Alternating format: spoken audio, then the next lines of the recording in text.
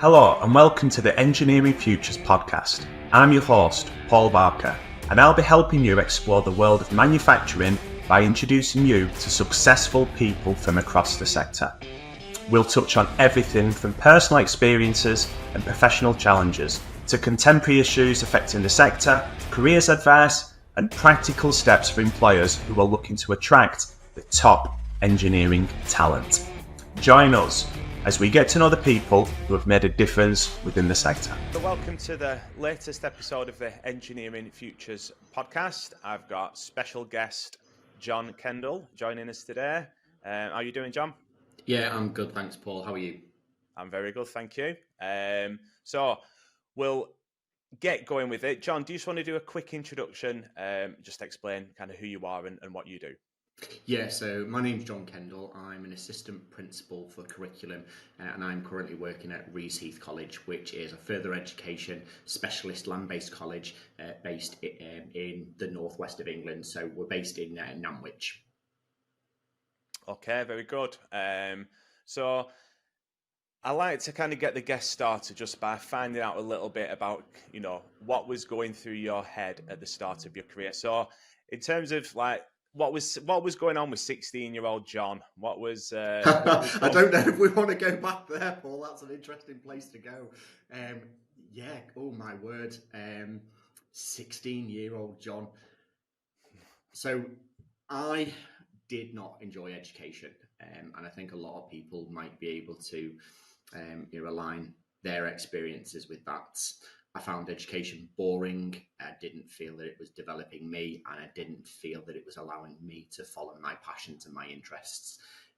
It was a very strict and very directed curriculum that didn't really allow any kind of diversion from that. I was very interested in sports from a very young age. I have my parents to thank for that. My dad had me out kayaking at the age of 4, and I really gained a passion for being in the outdoors. I love mountain biking, climbing, caving, kayaking, canoeing, all those types of things. And that's just not the type of thing that compulsory education allows, but that's what I was kind of following as my passion in my spare time. And I was kind of like we all get careers information, advice and guidance. My parents saying, what do you want to do for the rest of your life? And that's the type of thing, we hear that type of language. What do you want to do for the rest of your life? You're saying to a 16-year-old, what do you want to do for the rest of your life? They have no idea. I had no idea. I didn't want to know. And I think that is a cultural change which needs to shift as well. And I think it has. I think we're getting there. I think we're starting to talk to people about what do you want to do next. And we're really starting to narrow down those short-term kind of goals, but then also looking at what could this potentially lead on to. People used to have careers for life. They used to go into a career and that's what they would do, until they retired. Whereas now we're seeing on average people change careers, 3 times within a lifetime. So, back at the age of 16, I didn't have a clue what I wanted to do. I just knew I liked sport and I wanted to do something with sport. I also knew that I had a real interest in biology, human biology, but I think that linked to my sport because I like to know how the body works, why when I do this, does it do this and things like that. So I just kind of gained that interest. So my parents wanted me to go down the line of medicine, obviously wanted to really set me up for life, give me a really good career and wanted me to become a doctor. But, at the rebel age of 16, I was like, nope, I'm going to go do sport instead. So, that's kind of how I then progressed my career, kind of looking at traditional A-levels. Unfortunately, I did make that mistake. The advice I was given at that time was you need to do A-levels, you need to go to university. This is it. And I'd not really even heard of further education, not really even been given that advice from anybody. And I really wish I had, to be honest with you, because what is available in further education is just so much more extensive than the really strict curriculum that A-levels follow. And A-levels are right for some people, people who want to follow an academic kind of pathway. They want to have that kind of future in university and they want that pathway. That's great. But I think there are a lot of young people out there who don't know what further education is and don't know what it can offer. And I think if I'd have had that opportunity and I'd been given that advice at the age of 16, I think I think who knows? I think my life, my pathway might have gone a different way. But yeah, I went and studied chemistry, physics, and biology.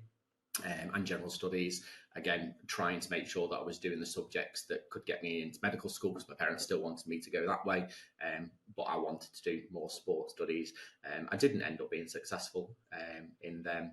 They were okay, they were doing, but I then ended up dropping them. I stopped, and then I actually moved institution and made the mistake again of going back to do A levels and changed to sport and started doing human biology, sport, and chemistry. Again, still with that, because my parents are here, the little devil on your shoulder, still with that kind of ability to kind of forgo and follow medicine, but also, following more of my passion of sport. Yeah, it's funny, isn't it? Because I think that there's so much pressure on a 15 or 16-year-old's shoulders to kind of understand what they might want to do, what the future could hold for them. Starting to go through it. My eldest is 14. He's got to pick his options, and he's saying, like, what do I pick? What do I want to be? And it's like, who knows what, I've never known what I wanted to be, really. It took me till, I was 41 to decide what I wanted to do, which was set up a business. So it's life's full of twists and turns, but yeah, it can be, and I suppose you had your parents trying to guide you. Some people don't have that, do they? And if they don't have that meaningful careers guidance at school, it can be very difficult.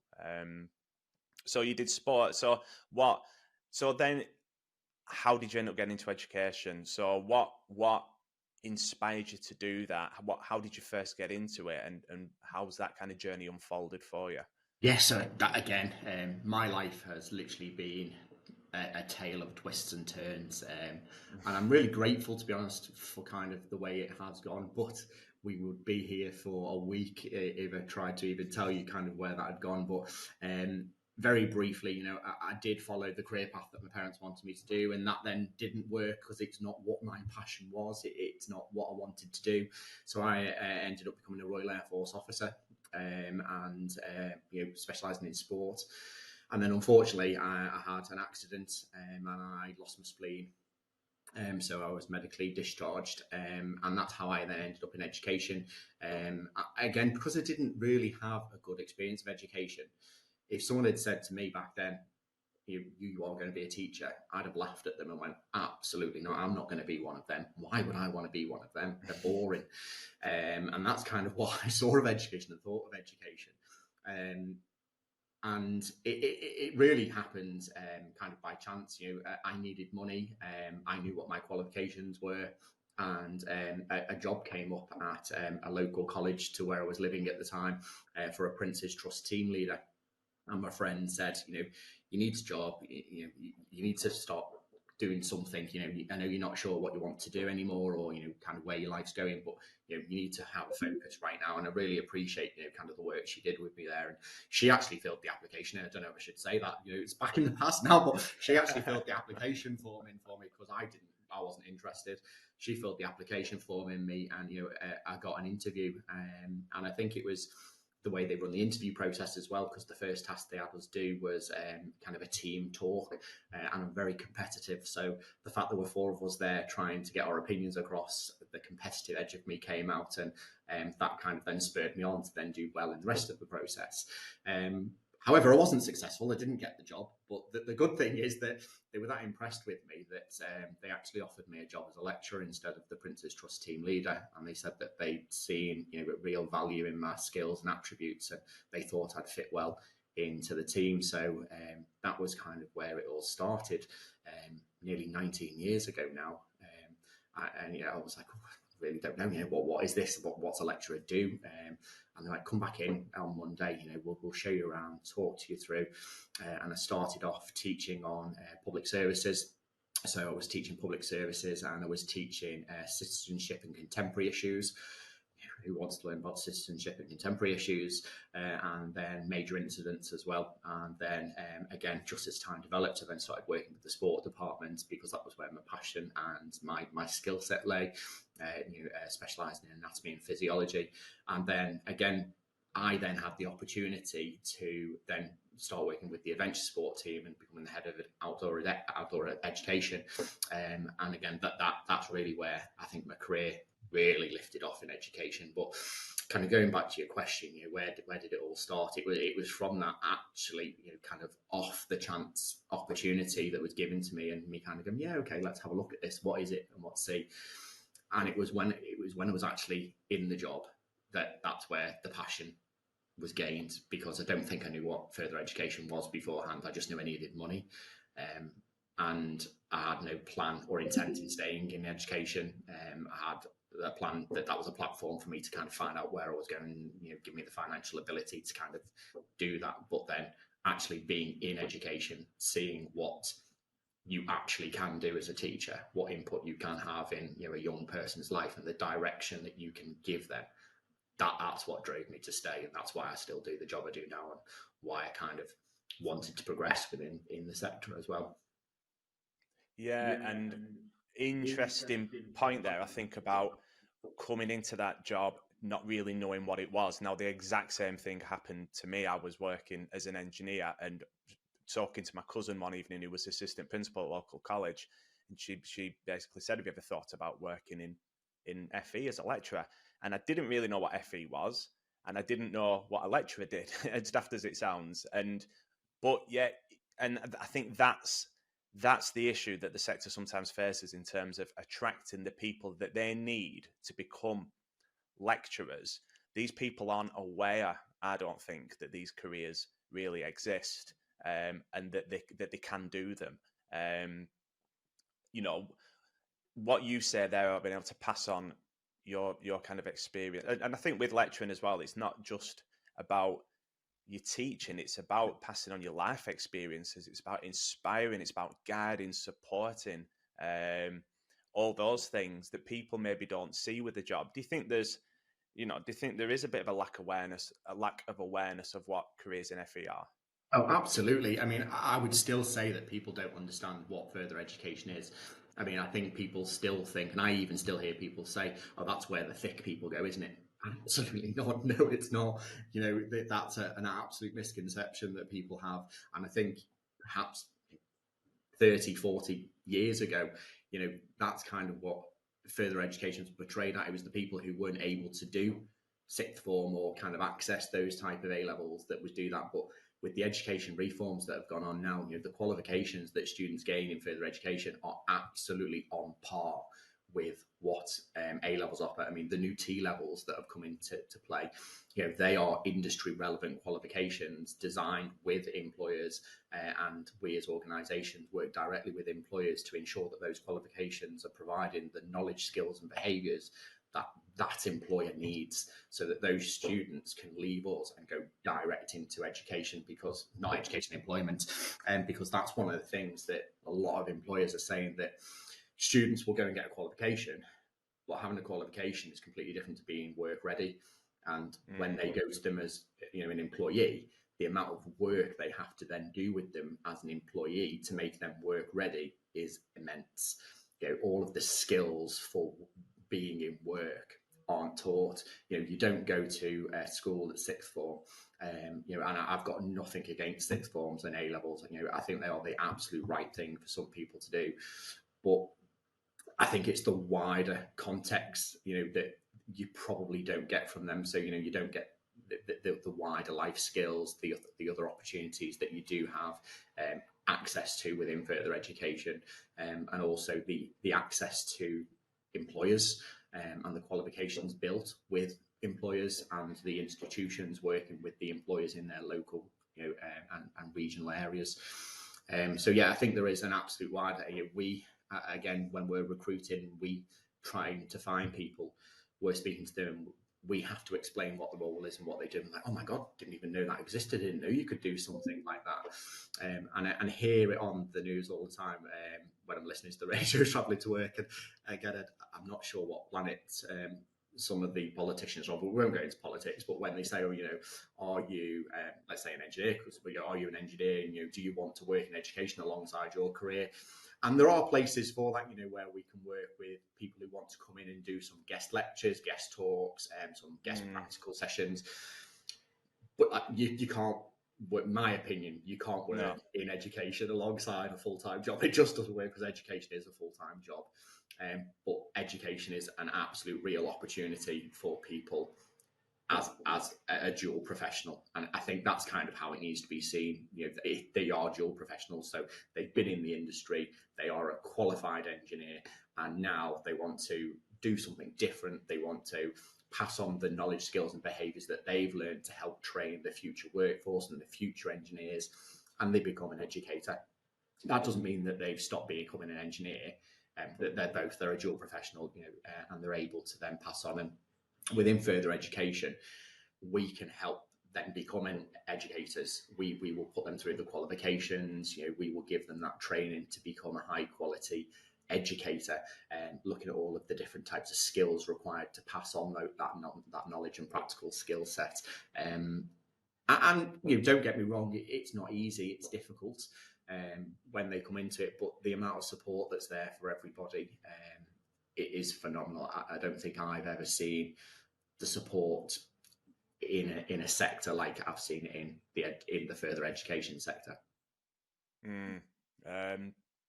Just to pick you up on what you mentioned there about the latest push for trying to get people to come from industry and teach part-time. I mean, who is thinking up these things? I don't know. It's insane. I mean, that would just never work for a million different reasons. I think it's, the idea of someone being involved in, like you say, doing a masterclass or doing a talk or a presentation, that's fine. But you can't do both jobs. I mean, it just absolutely would not work at all. And and in some ways disappointing that's actually, that's what someone has dreamt up this as a solution to a problem that they clearly know nothing about. But definitely let's not digress into I agree with you on that one. And what you talk about there, having that, for someone to consider this as a role, and we're working together at the moment to try and come up with solutions for this, to try and find people to come from industry into college jobs at Reaseheath, and that's working really well. And what I find is that it's exactly as you say, these people are just not aware of the support that's in place to make that transition not easy, because it isn't easy, but it's just so important. People, and if anyone's listening to this that has ever thought, I could do that, and you've got that experience, it doesn't just have to be as an engineer, it's within any profession really, but to bring that relevant experience and knowledge from industry into the classroom is so important to bring that curriculum to life. Yeah, I mean, that's an absolutely fantastic point you've just raised there. Because here we're a land-based college, and it annoys me a little bit because in the area we're kind of known as the farming college, and that's not really changed. But we're not just farming. So there is agriculture, horticulture, and forestry which we teach, and that's one of the specialist provisions. But we have animal management. We teach veterinary science, we teach zoo management. We have our own mini zoo on site where students are able to get access to the animals that they work with in real life zoos. Not that ours isn't a real life zoo, because it is. There was one example where we have capybaras and they escaped, and everyone had to try and find the capybara, and they were in the lake having a good swim. So there's lots of good things that happen like that. We've got motor vehicle, we've got agricultural engineering, construction, plant, rail, from the engineering side of things, sport, public services, food, business, construction, equine. There's a whole host of things that we do here at the college, and it's those skills. And I think you hit the nail on the head where you said it's about that real life experience, because if we've got somebody who, let's say for example, has been a zoo manager, they know exactly the difficulties that they face. They've had them every day for however long they've worked in the industry. They've had to deal with the staff, they've had to deal with the problem, they've had to deal with the animals, they've had to deal with all of the processes. And to be able to pass that real knowledge onto students is just so invaluable. And actually, it speeds up the education process because it's real. Anyone can talk about a theory, anyone can talk about knowledge from a book, but actually taking that, contextualizing it, and putting it into an example, and going, "This happened to me." You just can't win anything better than that. even as you say, like life experiences, and I'm more than happy to say, I was diagnosed with dyslexia, and I also have ADHD, and I think a lot of young people as well, when they are diagnosed with difficulties like that, they sometimes think that they're not able to progress anywhere or do something, but I had a very good career in the Air Force, and I've now got a very good career in education, and they're not a barrier at all. You just need to understand how to put the strategies in place. And I think, again, that's one thing that I've found in further education, that this support for both students and staff, again, staff have these difficulties as well. Likewise, the support within the sector to support us to be successful in our roles, is just unending. It is really, really great. Yeah, and I definitely second that. I think that's what I found when I transitioned over from industry into education, that you're just part of this kind of family almost, and there's so many things you can access, and I liken it to a bit like, Band of Brothers, really. It's kind of, that everyone's kind of in it for the right reasons, and everybody's the support that you get from the teaching staff, or anyone within that team is great to really encourage one. So yeah, something that I'm very passionate about. But I suppose just to pick you up on one other thing you mentioned there about the advice and careers advice that you would get within further education. And what I used to find working in colleges is that some schools you couldn't touch because they had a sixth form. And for me, and this might be a bit controversial, and whether you'd be happy to answer this or not, but do you feel that is that right? Is that right that school would protect those kids and put them through to their sixth form, when that might not necessarily be right for that young person? I will happily be controversial. Absolutely not. It is 100% not the right thing to do. And, if there are any senior leaders within schools listening to this, I think that is a massive thing we have to do.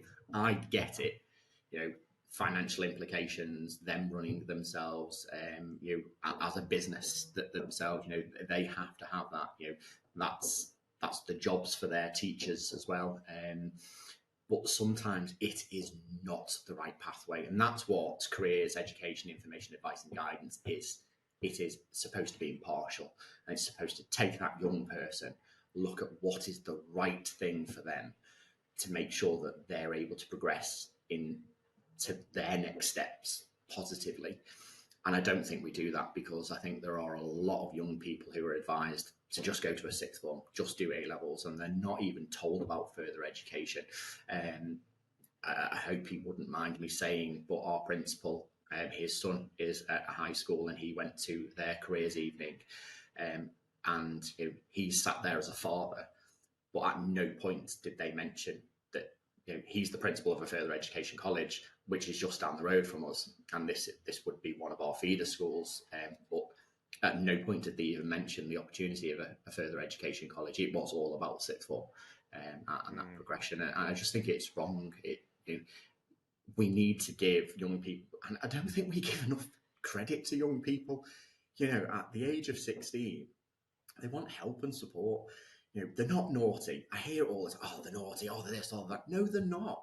They have, they're going through a really difficult time in their life, and certainly with social media nowadays as well. I think it's just exacerbated the situation, and they want advice, they want guidance, and I think if we gave them all of the advice and guidance, we talk to them about sixth forms and A levels, if we talk to them about further education, and we talk to them about the different levels, because that's the other thing in further education as well. It's not just level 3. So level 3 is A level standard, where it's some people who don't do so well in their GCSEs, and don't get those grades, and think that they've messed up their entire life and there's nothing left for them to do, and perhaps sometimes do go straight into the workforce then. But actually they want to progress in education, but they've not had that opportunity to understand that actually, no, you do have an opportunity to almost restart again.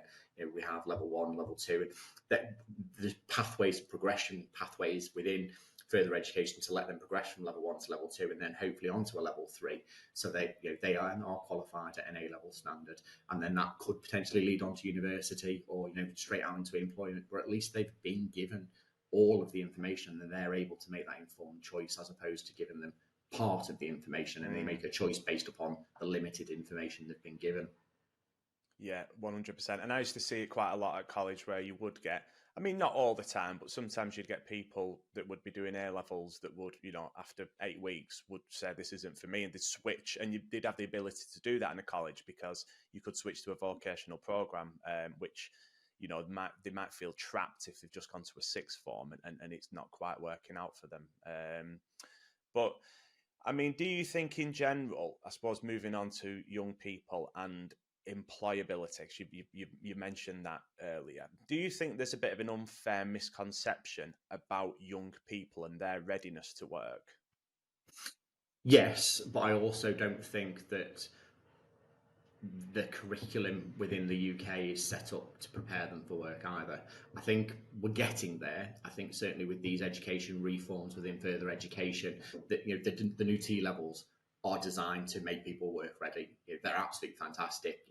They've been designed right from the start with national employers, and then there's been a series of seminars, meetings, and kind of development programs as they've been developed, going down to local SMEs and things like that to kind of see what they need to actually feed this into the qualification. But yeah, I think there is a kind of misconception about the readiness of them, but we also need to provide more support to make them work ready. I think that's possibly one of the difficulties that I see students making that transition from school, because they've come from a very rigid structure where when the bell rings they move, and they have to hand homework in and they have to have things done by a set date. And then when they come to further education, it's almost like they've been given complete free rein. It's like, right, this is now your responsibility. And we do a lot of work with them at the start through the induction processes to kind of get them to kind of realise, think of further education. And I always say, think of further education as work. We are not your teacher, we're your employer. So if you were employed, and I have to deal with disciplinaries, and the students come to me and I say to them, one of my first questions sometimes is, do you have a part-time job? I'm like, yes. Okay, so what's your part-time job? And they say, oh, I work in McDonald's, or I've got a paper round, or I work in my local leisure centre, or I work at a garage around the corner. I say, okay, so what's your start time? And they say, well, 8 o'clock. I say, okay, so what time do you turn up? About 10 to 8. Okay, so what's your start time here? 9 o'clock. What time do you normally turn up? About 9:30. What's the difference? Why in your part-time job do you turn up to work at 10 to 8 when you're starting then, but here you turn up at 9:30? Oh, well, it's only college, isn't it? No, it's not only college, because actually what we're doing is we are embedding those behaviours, and the famous phrase, what you permit, you promote.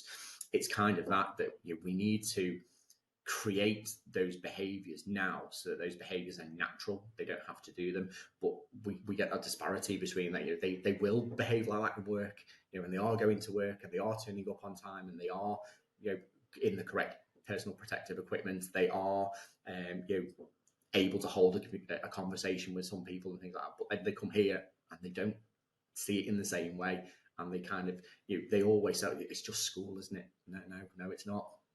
So yeah, I think there's a lot of work we could do to further that and really prepare them for work. And one of the things we're doing here is we've introduced what we call our 5 career-ready behaviours. And that is things like turn up on time, make sure you've got all of the kit that you need for that day with you, whilst you're in lessons. We're saying don't eat and drink in lessons, but. And I know some people say, oh, well, I eat and drink at my desk. Yeah, but if you were in a meeting with someone, you wouldn't start munching on food and having a drink, would you? Things like that. So, we're just trying to make sure that they've got all of those career-ready behaviours, so it becomes normal to them. And then you mentioned T levels there. I think T levels they're a big change, aren't they? Yeah. I mean, you will know more than me, because I when I left further education, T levels were just starting to come in.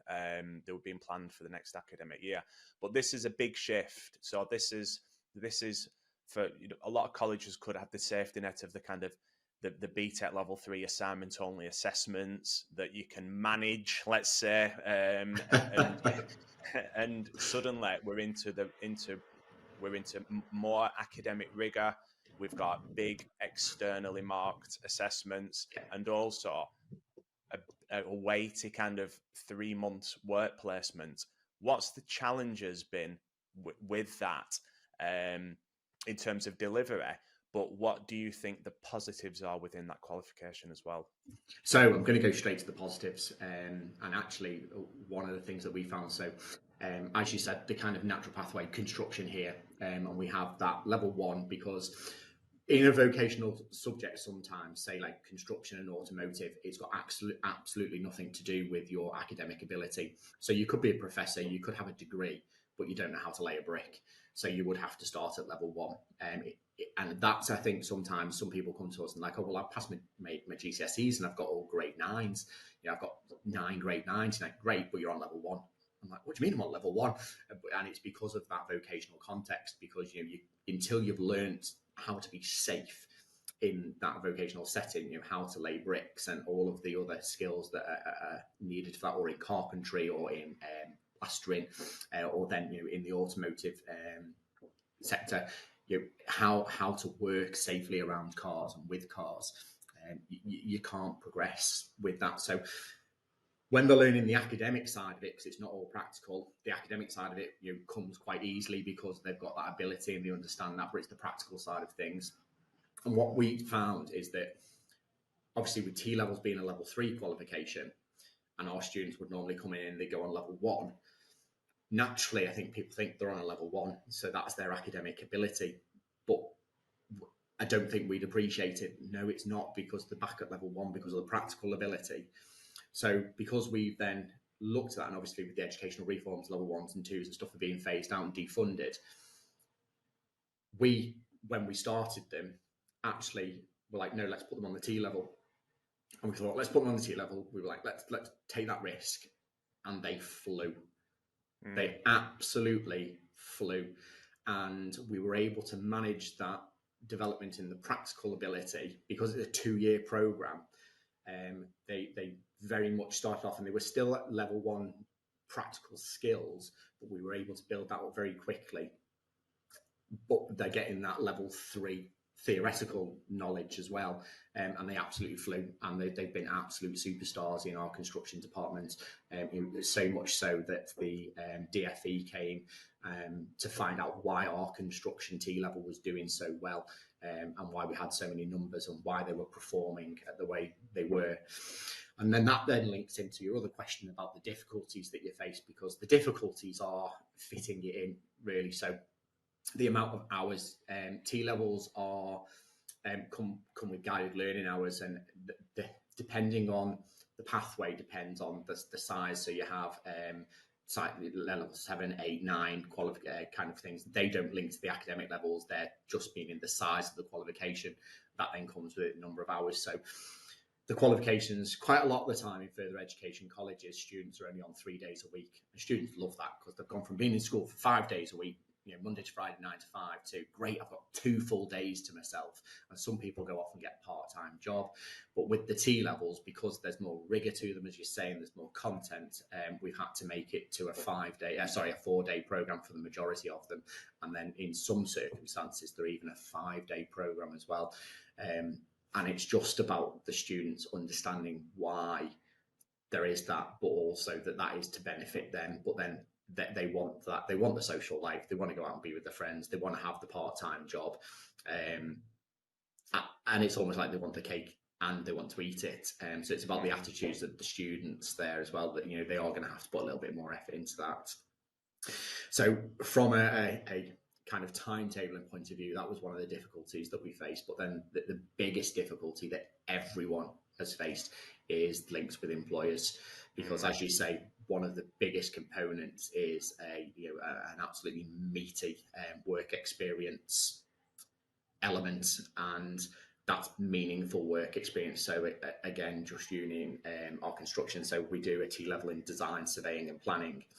And when young people are approaching surveying companies to say, "Can I come and work for you for a 3-month period or one day a week?"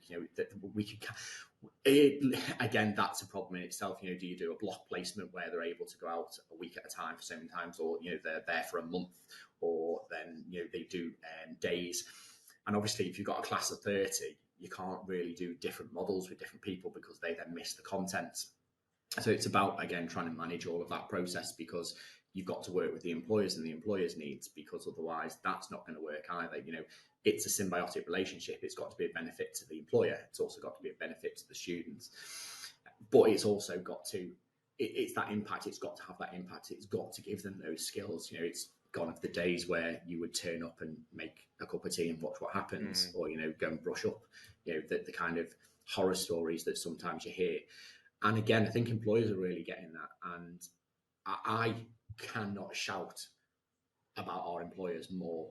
I really can't. I don't think I would ever be able to do them justice about how much they've supported us as a college and how beneficial it has been to them as employers, because we've got examples where they are trying to poach our students and they are offering them jobs now. They're in the first year at T-level, and those students are showing that much potential that the employers are saying, "You are hired. As soon as you finish your qualification, that job is yours." And in their employment, they're doing work that an employee would do. So they're having, that almost that apprentice kind of, I don't want to use the term apprentice kind of thing because they're not paid, but they've almost got like that apprentice style person that they're able to give real work to, that's having an impact to them as a company. But that student is learning, and they're learning what that role is about. And that then gives them the opportunity to go, "Do you know what? I love this. This is what I want to do next. This is what I did actually imagine that this, sector was." Or they go, "Do you know what? I hate this. I don't want to do it," and actually have that ability to make that informed choice and see if there's, if it's early on, they're able to then move over, or at least if they then complete the qualification so that they show that they are working at that academic level, they've got that ability to then progress into a career that they want to, or try something new, or go into a different course, but they then don't end up in employment stuck in something that they're not enjoying or they don't want to do. Yeah, I think it's when you talk about the alleged skills crisis and the issues that I see every day with employers that are struggling to recruit, that don't really have a plan for how they're going to get out of this. For me, linking up with the college and considering taking on one of the students, the T-level students for a work placement, is just a no-brainer. It's a win-win, but it's a pipeline of talent as well. That and this is what I was saying earlier about misconception. I think that some employers don't understand how valuable an 18-year-old can be when they come in. John, when you get some of these high flyers, and you immediately like, wow, this person's amazing. They are going to go on and be a success. And the sad thing is that sometimes they push down an academic route where that means going to university out of the area, and they're gone. The talent's leaving the area, and it's T-levels were a fantastic way for employers to actually get this talent now.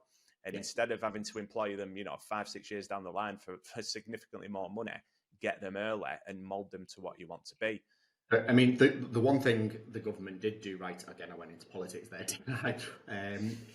That it's almost a reverse apprenticeship. So with an apprenticeship, they're in employment 80% of the time, and the employer has 80% of the responsibility for their development, and they're in off-the-job training, i.e. with an education institution for 20% of the time, and we're responsible for 20% of their development.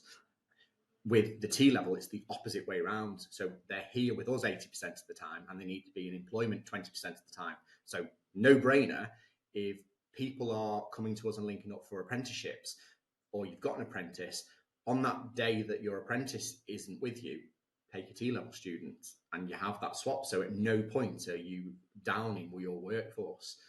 So it really does help link there. And again, I know we haven't spoken about apprenticeships more, but again, that's another thing within the further education sector, the apprenticeships. they are a real option for people. Again, I think they were really seen as something that people who weren't very clever did. That is absolutely not the case, because the rigor and the academic work they have to complete is at that standard. They are on a level 3 apprenticeship. That isn't an A-level apprenticeship. The practical skills and the theoretical knowledge that they have to do is the same as what a level 3 student or an A-level student would do.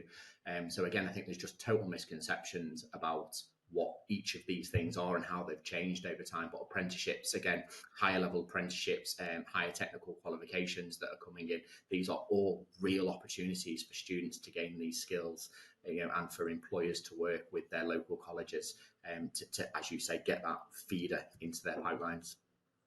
So when you talk about employers working with local colleges, there's a multitude of ways that you can work with a college, and you can be involved in a college that can be from an hour a term through to actually more strategic partnerships. Could you kind of talk a little bit about some of your employer relationships that you've got, how those work, and why other employers might want to consider creating links with their local college? Yeah, so here we have a dedicated business development team, and they kind of manage all of our employer relations, and they work hand in hand with our apprenticeship team. We've started doing something called skills boards, and we've held our first rounds of skill boards for all of our curriculum areas. And in some cases, we even broke those curriculum areas down into subject areas. So, for example, one of our curriculum areas is sport and public services. So we decided to hold 2 skills boards, because sport is very different to public services. And what we did is we invited key stakeholders within those sectors into the college. We had students on the board, we had some lecturers on the board, we had senior management on the board, and then the majority of the people were employers. And the whole purpose of it was actually to say, this is our curriculum, this is what we offer, these are our courses, this is the content, is this meeting your skills needs?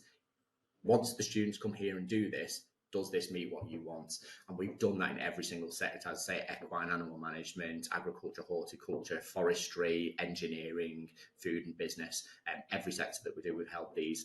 And the employers have been phenomenal. Again, we had a real good representative kind of section from every area, and they were very honest and kind of fed back in. So what that's helped us do is we can change our curriculum, because again, I don't think people understand that within further education, there's quite often optional units.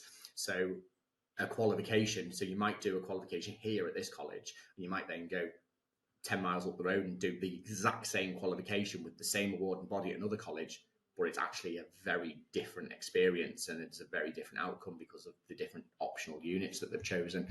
So that's why we find it really important to work with our employees to make sure, one, we've chosen the right optional units, and again, get them feeding in about the other skills that they might need to see. So one of the things that came across more loud than anything was about the softer skills, the communication, the teamwork, the ability to concentrate and focus.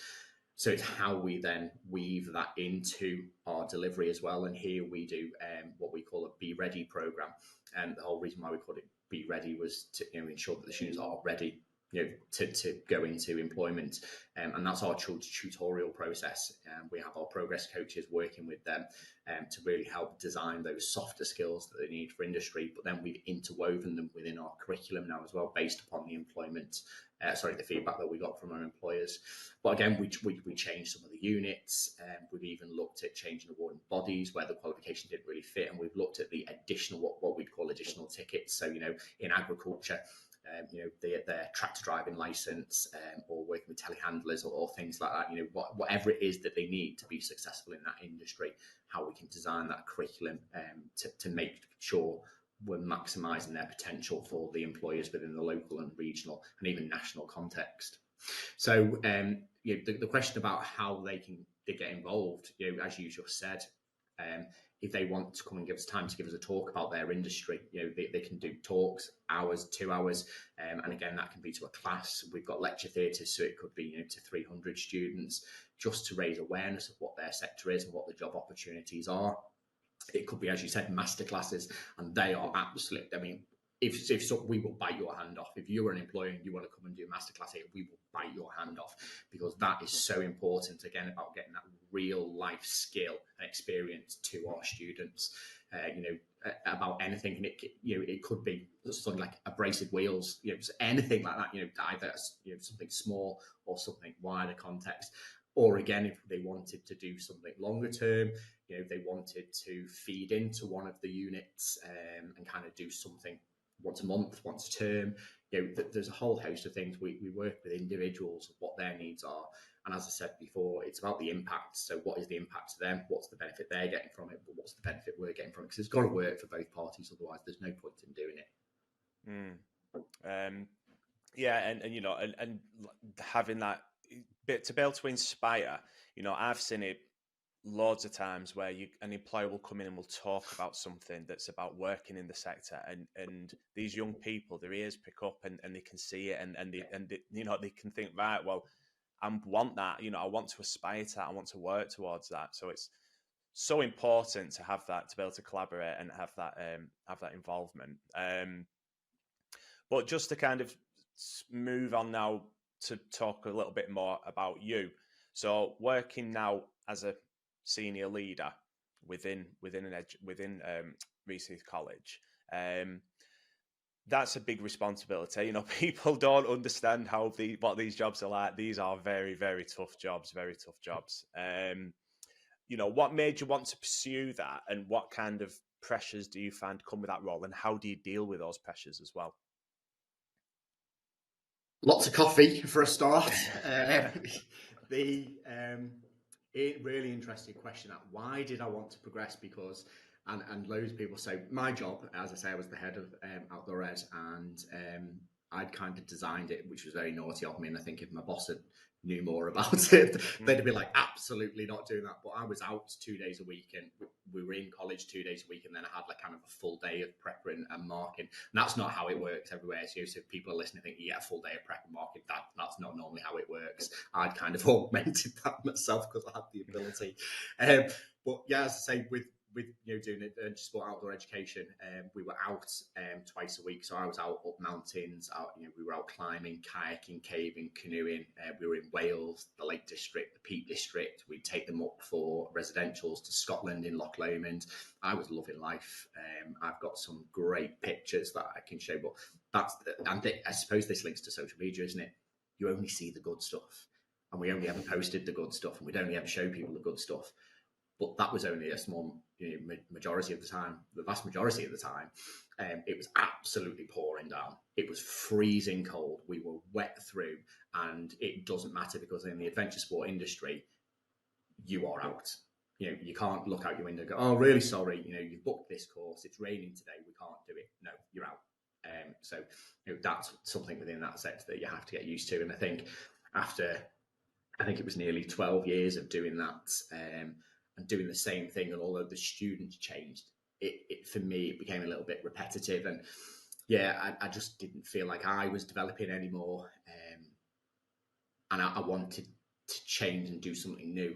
And actually, what I thought to myself, because the reason why I'd stayed that long in education was the impact that I had in young people, and I could see that, sitting and actively. And I think that's one thing that a lot of people don't do. We listen to respond. So we'll ask students questions, and we're listening so that we're able to give them our response that's already preset. But actually actively listen to what they're saying and understand what they're saying, and ask questions to further understand what they're saying, and have a real conversation with them.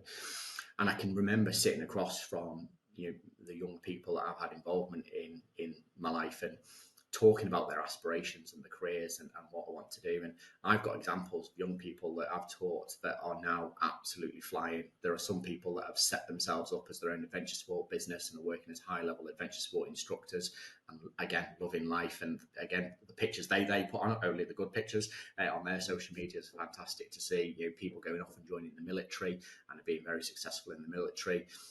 I've had people come into education, and there was one young girl who, again, she came to a further education college, and she did a BTEC in outdoor education. She's now a doctor of physiotherapy. She went on to university. I think it was Sheffield she went to, and then she moved. Not quite sure the details, but she then went and did her PhD. So it just shows that there is that opportunity. Again, a lot of people think, "Oh, I went to college, so I can't progress. I can't do that." She's now got a PhD, and she's absolutely flying in her career in kind of nutrition and physiotherapy and stuff like that. And I couldn't be prouder, knowing that I had, I might be a tiny part, but every teacher has a part to play, and it's about that support as well. I could sit here all day and go over conversations I've had with students where they have difficulties, and again, this comes back to my comment before where I say, you hear some staff going, "They're naughty, they need to go, get rid of them." They're on 82% attendance. Yeah, but actually, if you've done a root cause analysis, if we were in engineering and we had a problem with a motor vehicle, or say a tractor, we'd do a root cause analysis. We'd really analyse what is the problem, why is this doing what it's doing, and how do we fix it? And we sometimes forget to do that with humans and with students. So you've got to spend that time with them. We don't know what's going on in their life. We don't know what's going on at home. We don't know what kind of social anxieties or fears they have. And that's the other bit in further education that I think some people who would be coming from industry and kind of would want to do as well, and work with people to help develop them holistically, not just from an education point of view, because the young people really look up to us. They really create those strong relationships, professional relationships, and we inspire them. We really do. The educators, I've got so much admiration for anyone who comes into education, for the level of imagination and dedication and inspiration they give to young people. It's absolutely outstanding. So for me, when I was looking at a change, I looked at my staff and I was like, do you know what? We're not doing the same thing with our staff. We're not treating our staff in the same way, because our staff are still human beings. They're still people. They still have aspirations. They still have kind of ideas of progression, perhaps even changing roles into a different industry. And that's what I did. I swapped my students for my staff. And I think once I had that mindset and kind of looked at it that way and started doing everything in the way that I supported my students, because again, even from that point of view, that we quite often tell staff, no, don't do that, you need to do this, and we just expect them to go off and do it, but we've not really looked at, well, why weren't they doing that in the first place? Actually, was it a systematic issue? Was it a cultural issue? What was the problem? So I think for me, I just swap my students for my staff, and I now get absolute passion in developing people and developing my staff to be the absolute best that they can be, so that they're able to pass that knowledge, skills and behaviours onto our students and help them be the best they can be. And it's almost like a snowball effect. I've started at the top, I've created a tiny little snowball and rolling it down this hill, and it's becoming a massive, great big snowball at the end, filled full of potential. And we can't do that. So I kind of see my role as a senior leader to help our staff meet their potential, to help the students meet their potential. Okay, and then lastly, John, what ambitions do you have left? So both either personally or professionally, what's on the to-do list? It's quite funny because I'm known by my friends as Pinky in the Brain, but I'm the brain, especially when he makes the statements. Kind of, I don't know if I've seen Pinky in the Brain at the start of the cartoon where he's like, "Come on, Pinky, we want to take over the world," and everyone's like that to me. They're like, "You just want to take over the world," and I think people might have seen the passion come through today, because I'm so passionate about education, how it can really influence and help people, and the roles that different people have, and that's where I do want to be a principal.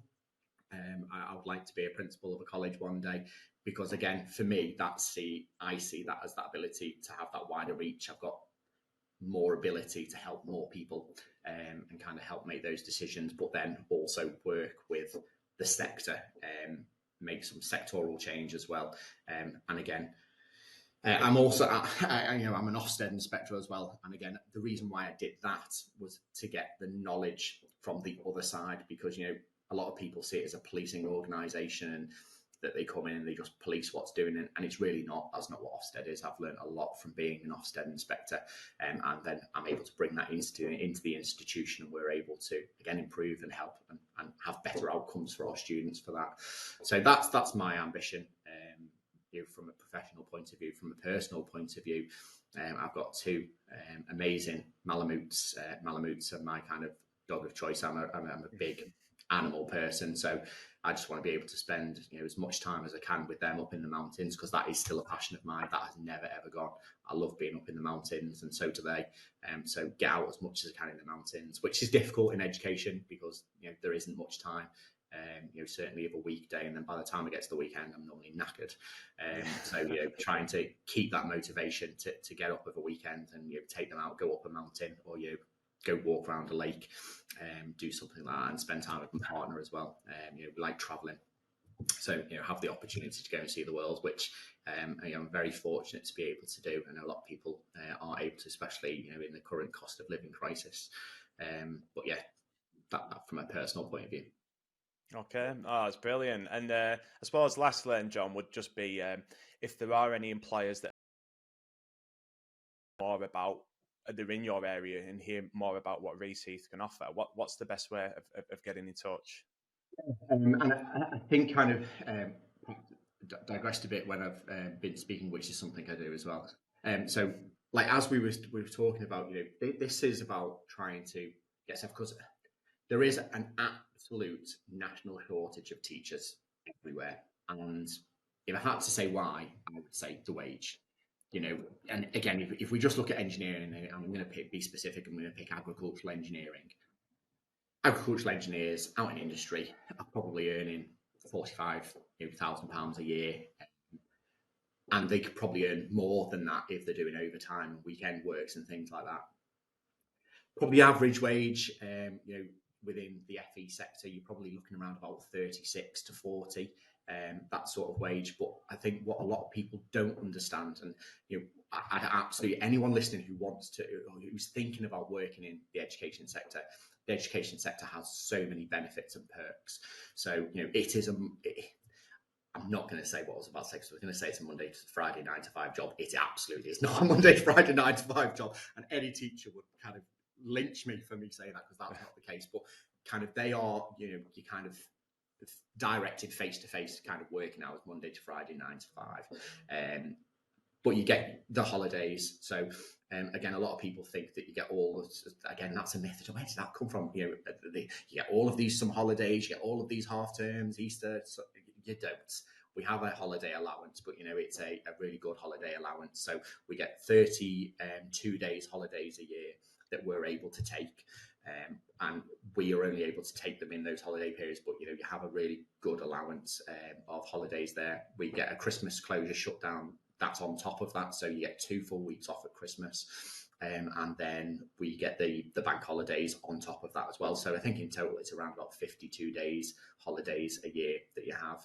The biggest benefit, I would say, is the contribution to your pension. So 24% of your wage is paid as a contribution from the employer into your pension.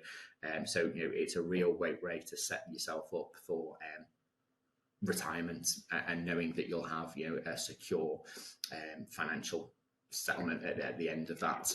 And then obviously for us working at Reaseheath, I can't sell Reaseheath. Reaseheath sells Reaseheath. Just come and visit us. The grounds are amazing. Our facilities, our resources, what we've got are just outstanding. So as an employer ourselves, we are absolutely an employer of choice for any of the sectors that I've discussed there. And again, if anybody's unsure, if anyone's thinking, I really don't know what this is, I've listened to this and I'd like to know more, give us a call.